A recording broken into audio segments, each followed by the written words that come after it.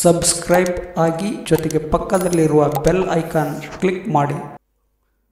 ಭಾರತ ಇತಿಹಾಸದ ಮೂಲಾಧಾರಗಳು.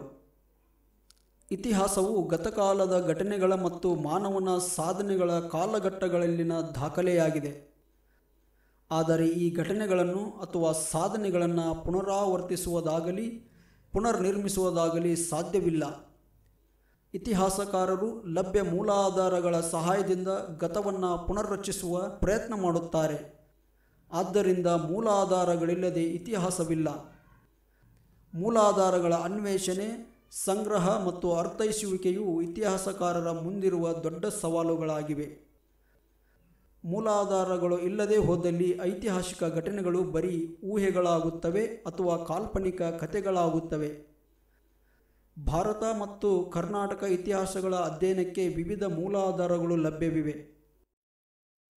ಆದಾಗ್ಯೂ ಭಾರತೀಯರಲ್ಲಿ ಐತಿಹಾಸಿಕ ಪ್ರಜ್ಞೆಯ ಕೊರತೆ ಇರುವುದು ಸ್ವೀಕೃತ ಸತ್ಯವಾಗಿದೆ.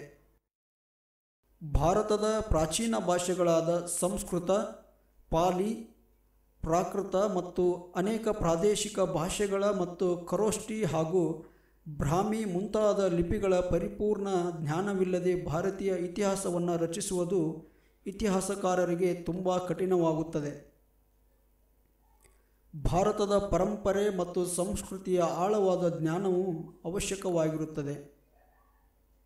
ಇತಿಹಾಸದ ರಚನೆಗೆ ಲಭ್ಯ ಮೂಲಾಧಾರಗಳನ್ನು ಅವಲಂಬಿಸಿ ಇತಿಹಾಸ ಪೂರ್ವಕಾಲ ಮತ್ತು ಇತಿಹಾಸ ಕಾಲವೆಂದು ವರ್ಗೀಕರಿಸುತ್ತೇವೆ. ಲಿಖಿತ ಮೂಲಾಧಾರಗಳು ಲಭ್ಯವಿಲ್ಲದ ಕಾಲವನ್ನು ಇತಿಹಾಸ ಪೂರ್ವಕಾಲವೆಂದು ಕರೆಯುತ್ತಾರೆ ಮತ್ತು ಲಿಖಿತ ಮೂಲಾಧಾರಗಳು ಲಭ್ಯವಿರುವ ಕಾಲವನ್ನು ಇತಿಹಾಸ ಕಾಲವೆಂದು ಗುರುತಿಸಲಾಗಿದೆ. ಇತಿಹಾಸದ ಮೂಲಾಧಾರಗಳನ್ನು ಎರಡು ಗುಂಪುಗಳನ್ನಾಗಿ ವಿಂಗಡಿಸಬಹುದು. ಅವುಗಳೆಂದರೆ ಪ್ರಾಕ್ತನ ಅಥವಾ ಪುರಾತತ್ವ ಮೂಲಾಧಾರಗಳು ಮತ್ತು ಸಾಹಿತ್ಯ ಮೂಲಾಧಾರಗಳು. ಪ್ರಾಕ್ತನ ಅಥವಾ ಪುರಾತತ್ವ ಮೂಲಾಧಾರಗಳು. ಪ್ರಾಕ್ತನ ಅಥವಾ ಪುರಾತತ್ವ ಮೂಲಾಧಾರಗಳು ಪ್ರಾಚೀನ ಮಾನವರ ಜೀವನ ಮತ್ತು ಚಟುವಟಿಕೆಗಳ ಅವಶೇಷಗಳಾಗಿವೆ. ಇವು ಉತ್ಖನನದ ಮೂಲಕ ದೊರೆತ ಮಾನವ ನಿರ್ಮಿತ ವಸ್ತುಗಳನ್ನು ಮತ್ತು ಆರಂಭಿಕ ಕಾಲದ ಶಿಲಾ ಸಾಧನಗಳನ್ನು ಒಳಗೊಂಡಿವೆ. ಲಿಖಿತ ಮೂಲಾಧಾರಗಳಿಲ್ಲದ ಸಂದರ್ಭಗಳಲ್ಲಿ ಇವು ಏಕಮಾತ್ರ ಆಧಾರಗಳಾಗಿರುತ್ತವೆ. ಇನ್ನು ಅನೇಕ ಸಂದರ್ಭಗಳಲ್ಲಿ ಅವು ಲಿಖಿತ ದಾಖಲೆಗಳನ್ನು ಪ್ರಮಾಣೀಕರಿಸುತ್ತವೆ.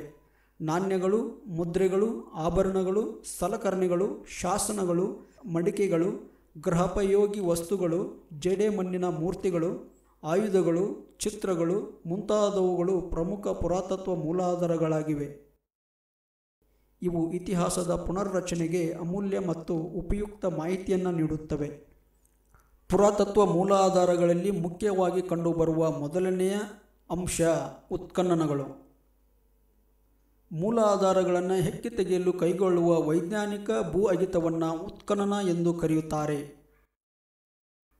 ಭಾರತದ ಇತಿಹಾಸ ಪೂರ್ವಕಾಲವನ್ನು ಉತ್ಖನನಗಳ ಆಧಾರದಿಂದಲೇ ಬರೆಯಲಾಗಿದೆ. ಸಿಂಧೂ ನಾಗರಿಕತೆಯ ಅಧ್ಯಯನಕ್ಕೆ ಇವು ಏಕಮಾತ್ರ ಆಧಾರಗಳಾಗಿವೆ. ಚಂದ್ರಗಿರಿ, ಮದುರೈ, ಅರ್ಕಿಮೇಡು ಮುಂತಾದ ಕಡೆಗಳಲ್ಲಿ ಕೈಗೊಂಡ ಉತ್ಖನನಗಳು ಶಿಲಾಯುಗ ಸಂಸ್ಕೃತಿಯ ಬಗ್ಗೆ ಮಾಹಿತಿ ನೀಡುತ್ತವೆ. ಅಂಕುರ್ವಾಟ್ ಅಂದರೆ ಇವತ್ತಿನ ಕಾಂಬೋಡಿಯಾದಲ್ಲಿರ್ತಕ್ಕಂಥ ಪ್ರದೇಶ, ಜೊತೆಗೆ ಬೋರೋಬುದರ್ ಜಾವಾ ರಾಷ್ಟ್ರದಲ್ಲಿ ಕಂಡುಬರುವಂಥ ಪ್ರದೇಶ, ತಕ್ಷಶಿಲಾ, ಗಯಾ, ಪಾಟಲಿಪುತ್ರ, ಹಂಪಿ ಮುಂತಾದವುಗಳಲ್ಲಿ ಕೈಗೊಂಡ ಉತ್ಖನನಗಳು ಅಂದಿನ ಕಾಲದ ಸಾಮಾಜಿಕ, ಸಾಂಸ್ಕೃತಿಕ ಮತ್ತು ಧಾರ್ಮಿಕ ವಿಚಾರಗಳ ಕುರಿತು ಮಾಹಿತಿ ನೀಡುತ್ತವೆ. ಉತ್ಖನನ ಸಂದರ್ಭದಲ್ಲಿ ದೊರೆತ ಪುರಾತತ್ವ ಪಳೆಯುಳಿಕೆಗಳನ್ನು ಕಾರ್ಬನ್ 14 ಮತ್ತು ಪೊಟ್ಯಾಷಿಯಂ ವಿಧಾನಗಳಿಂದ ವೈಜ್ಞಾನಿಕ ಪರೀಕ್ಷೆಗೊಳಪಡಿಸಿ ಅವುಗಳ ಕಾಲ ಮತ್ತು ಪ್ರಾಚೀನತೆಯನ್ನು ನಿಖರವಾಗಿ ನಿರ್ಧರಿಸಲಾಗುತ್ತದೆ. ಎರಡನೆಯ ಮೂಲಾಧಾರ ಸ್ಮಾರಕಗಳು. ಇವು ಐತಿಹಾಸಿಕ ಮಹತ್ವದ ನಿವೇಶನಗಳು ಮತ್ತು ರಚನೆಗಳಾಗಿವೆ.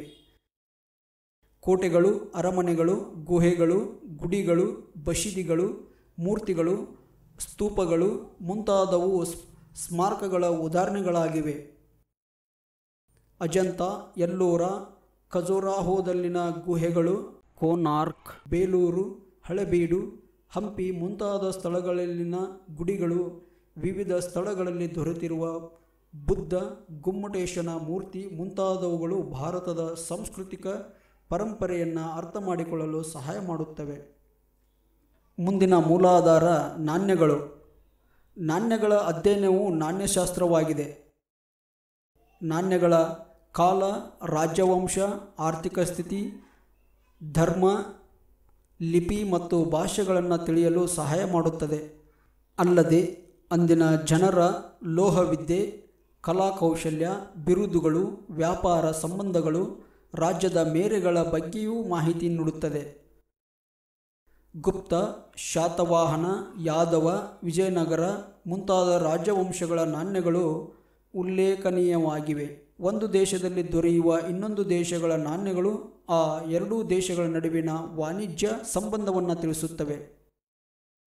ಭಾರತದ ನಾಣ್ಯಗಳು ಚಿನ್ನ, ಬೆಳ್ಳಿ, ತಾಮ್ರ ಮುಂತಾದ ಲೋಹಗಳಿಂದ ತಯಾರಿಸಲ್ಪಟ್ಟವುಗಳಾಗಿವೆ. ಮುಂದಿನ ಮೂಲಾಧಾರ ವರ್ಣಚಿತ್ರಗಳು.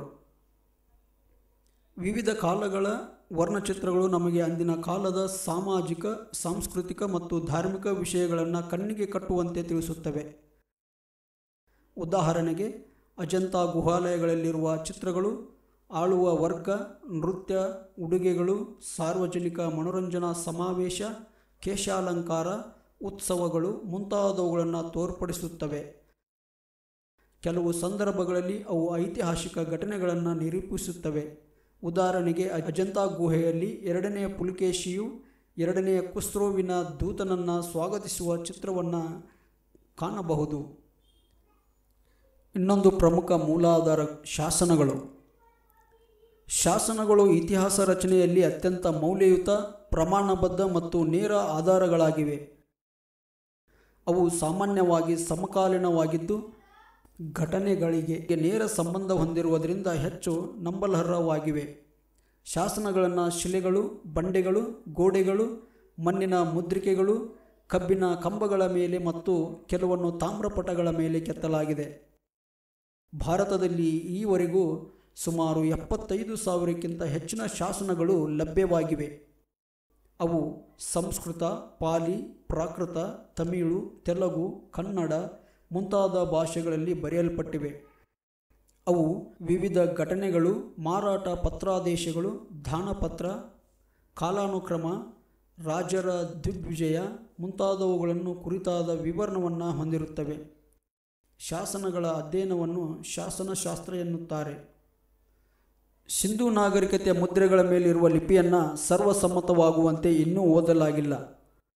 ಆದ್ದರಿಂದ ಅಶೋಕನ ಶಾಸನಗಳನ್ನು ಪ್ರಾಚೀನವೆಂದು ಪರಿಗಣಿಸಲ್ಪಟ್ಟಿದೆ. ಅವು ಧಾರ್ಮಿಕ ಲಕ್ಷಣ ಹೊಂದಿದ್ದು ಅಂದಿನ ಕಾಲದ ಆಡಳಿತ ಮತ್ತು ಪ್ರಚಲಿತವಿದ್ದ ರಾಜಕೀಯ ಸ್ಥಿತಿಗಳ ಬಗ್ಗೆ ಅಮೂಲ್ಯ ಮಾಹಿತಿಯನ್ನು ಕೊಡುತ್ತವೆ.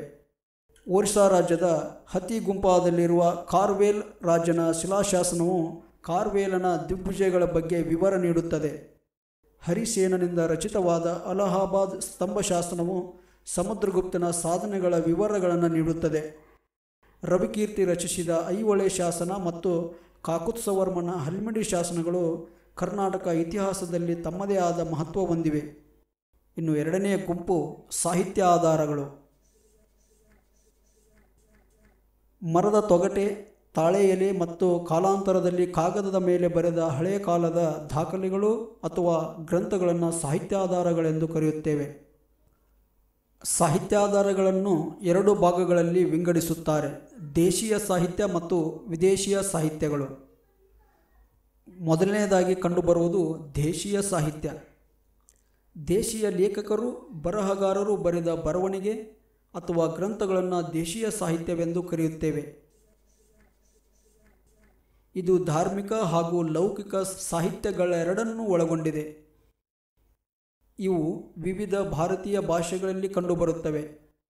ವೈದಿಕ ಋಷಿಗಳು, ಜೈನ, ಬೌದ್ಧ ಸನ್ಯಾಸಿಗಳು ರಚಿಸಿದ ಧಾರ್ಮಿಕ ಸಾಹಿತ್ಯವು ಇತಿಹಾಸದ ಪ್ರಮುಖ ಮೂಲಾಧಾರಗಳಲ್ಲಿ ಒಂದಾಗಿದೆ.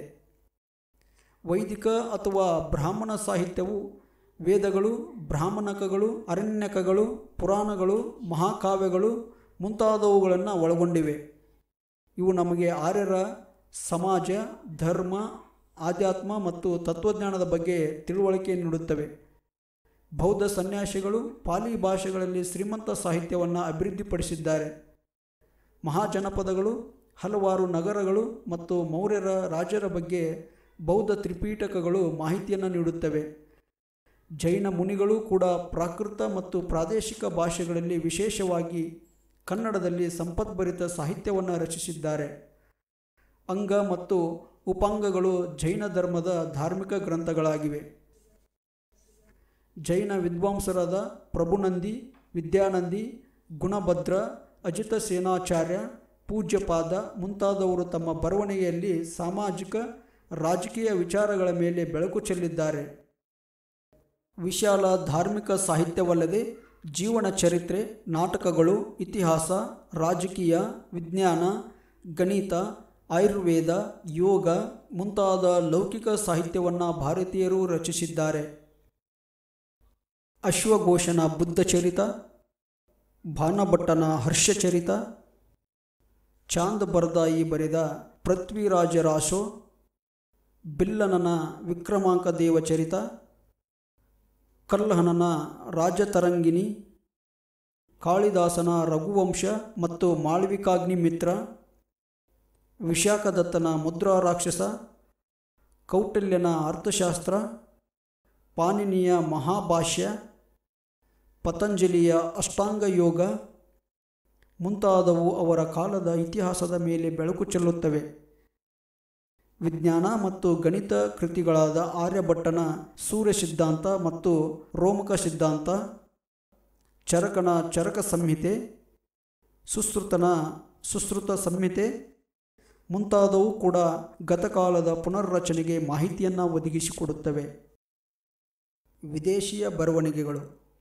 ಭಾರತದ ಫಲವತ್ತಾದ ಭೂಮಿ, ಸಂಪತ್ತು, ಬೌದ್ಧಿಕ ಮತ್ತು ತತ್ವಜ್ಞಾನದ ಸಾಧನೆಗಳು ಅನೇಕ ವಿದೇಶಿ ವ್ಯಾಪಾರಿಗಳನ್ನು, ವಿದ್ಯಾರ್ಥಿಗಳನ್ನು, ಯಾತ್ರಿಕರನ್ನು, ತತ್ವಜ್ಞಾನಿಗಳನ್ನು ಮತ್ತು ಆಕ್ರಮಣಕಾರರನ್ನು ಆಕರ್ಷಿಸಿತು.